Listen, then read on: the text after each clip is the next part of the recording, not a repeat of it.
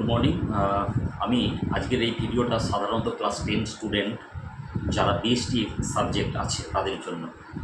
Business studies অর্থাৎ subject code 215 এই কোর্সটার মধ্যে যারা এইবারে আপকামিং এক্সাম দেবে কোন কোন চ্যাপ্টারগুলোতে আমরা বেশি করে জোর দেব এবং কোন কোন চ্যাপ্টারগুলো একটু লাইটভাবে গেলেও আমরা যাতে অল কোশ্চিন অ্যাটেন্ড করতে পারি তার একটা last time guideline. First of all বলি, এখানে কোশ্চিনের প্যাটার্নটা সবাই দেখে নেবে যে 45% মতো অ্যাপ্রক্স সেখানে MCQ, true false and fill in the blanks থাকছে।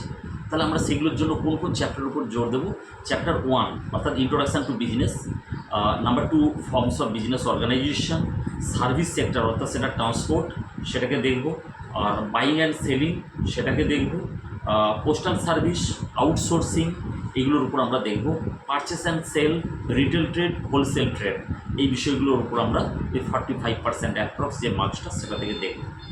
যা যা বললাম এরপর আমরা একটু জোর দিতে গেলে প্রথমে একটু শর্টে বলে দিই ট্রান্সপোর্ট সার্ভিস। ট্রান্সপোর্ট সার্ভিসটা একটু মন দিয়ে পড়বে, ওখানে লেখা থাকবে transport means any kinds of goods or services from one place to another place shift করা, that is call the transport.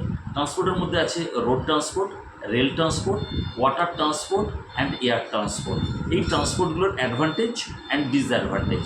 For example road ট্রান্সপোর্টের অ্যাডভান্টেজ কি না, যে কোনোভাবে আমরা কমিউনিকেশনটা অ্যাক্সেস করতে পারি। ফর এক্সাম্পল আজকে যদি আমি ওলা অ্যাক্সেস করি, আমার বাড়ির সামনে লোকেশন দিচ্ছি, বাড়ির সামনে এসে আমি ওখান থেকে গাড়িটা নিয়ে আমি যেতে পারছি আমার ডেস্টিনেশানে। বাট রেল ট্রান্সপোর্ট হলে কি হচ্ছে, সেখানে আমাকে নির্দিষ্ট ওয়েতে রেলের জন্য স্টেশনে পৌঁছাতে হচ্ছে, সেখান থেকে আমাকে ট্রেনটা অ্যাক্সেস করতে হয়। ট্রেনটা ধরার জন্য আমার বাড়ির গেট পর্যন্ত সেটা অ্যাক্সেসিবিলিটি হয় না, দ্যাট ইজ দ্য ডিসঅ্যাডভান্টেজ রেলের জন্য ওটা। অ্যানাদার যদি আমি এয়ার ট্রান্সপোর্টের কথা বলি, এটা কস্টলি, সবার জন্য অ্যাফোর্ডেবল না, সেখানে একটু ব্যয়সাধ্য ব্যাপারও হয়।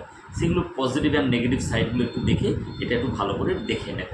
এছাড়া আছে আউটসোর্সিং। আউটসোর্সিংয়ের দুটো পার্ট দেখবে, একটা হচ্ছে বিপিও, অ্যানাদার হচ্ছে কেপিও। বিজনেস প্রসেস আউটসোর্সিং আর একটা হচ্ছে নলেজ প্রসেস আউটসোর্সিং। এর অ্যাডভান্টেজ অ্যান্ড ডিসঅ্যাডভান্টেজটা অবশ্যই বা ইম্পর্টেন্সটা অবশ্যই একটু পড়ে নেবে।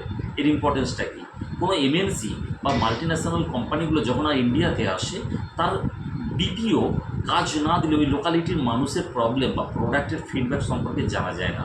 সেম অ্যাজ কেপিও কী সাপোর্ট দেয়, কোম্পানির গ্রোথ অ্যান্ড ডেভেলপমেন্ট কীভাবে হবে সেই বিষয়টা সাপোর্ট দেয়। তাহলে এই বিষয়গুলো আমরা ওভারঅল একটা নলেজ নিয়ে নেব। এবার আসে আমি থিওরি, বাকি কত নম্বর চ্যাপ্টার অর্থাৎ 45% বাদ দিলে 55 মার্কস কোথা থেকে আসতে পারে, সেটার জন্য আমরা চ্যাপ্টার 3-র ওপর বেশি করে জোর দেবো। সোল প্রোপ্রাইটারশিপ, পার্টনারশিপ আর ফর্মস অফ বিজনেস অর্গানাইজেশন, এটাকে বলে জয়েন্ট হিন্দু ফ্যামিলি। এছাড়াও আছে কমিউনিকেশন সার্ভিস, এটাতে জোর দেব, ব্যাঙ্কিং সার্ভিস, ইন্স্যুরেন্স সার্ভিস, এছাড়া channel of distribution and advertising. যেটা নেক্সট বলতে যাচ্ছি এটা অবশ্যই জোর দেবে রাইট অফ কনজিউমার বা কনজিউমার অ্যাওয়ারনেস। কনজিউমার কী কী রাইটস আছে, কী কী রেসপন্সিবিলিটি আছে, আর কনজিউমার কোনো কারণে ফ্রড ট্রানজ্যাকশানের দ্বারা অ্যাফেক্টেড হলে কীভাবে প্রোটেকশান নিতে পারে, কীভাবে কমপ্লেন করতে পারে, এগুলো অলরেডি দেখে নিও। এই চ্যাপ্টার থেকে কোশ্চেন থাকবেই, তাই জন্য কনজিউমারের চ্যাপ্টারটা, consumer protection and consumer rights and responsibility চ্যাপ্টারটা আমাকে পড়তেই হবে। লাস্ট অ্যান্ড ফাইনালি আর একটা চ্যাপ্টার পড়বে চুজ আ কেরিয়ার। কেরিয়ারের মধ্যে দুটো পার্ট হয়, একটা হচ্ছে ওয়েজ এমপ্লয়মেন্ট, অ্যানাদার হয় সেলফ এমপ্লয়মেন্ট। ওয়েজ এমপ্লয়মেন্ট কী দেখে নেবে, আর সেলফ এমপ্লয়মেন্ট কী সেটা দুটোর ডিফারেন্সটা একটু করে নেবে।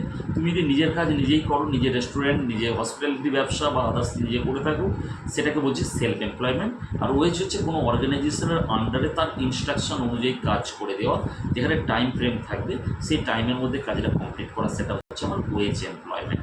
বেসিক কনসেপ্টটা দিলাম, বাট এই চ্যাপ্টারটাকে যদি ফোকাস দেওয়া যায় তুমি ভালো মার্কস পাবে, এটা আশা করতে পারি।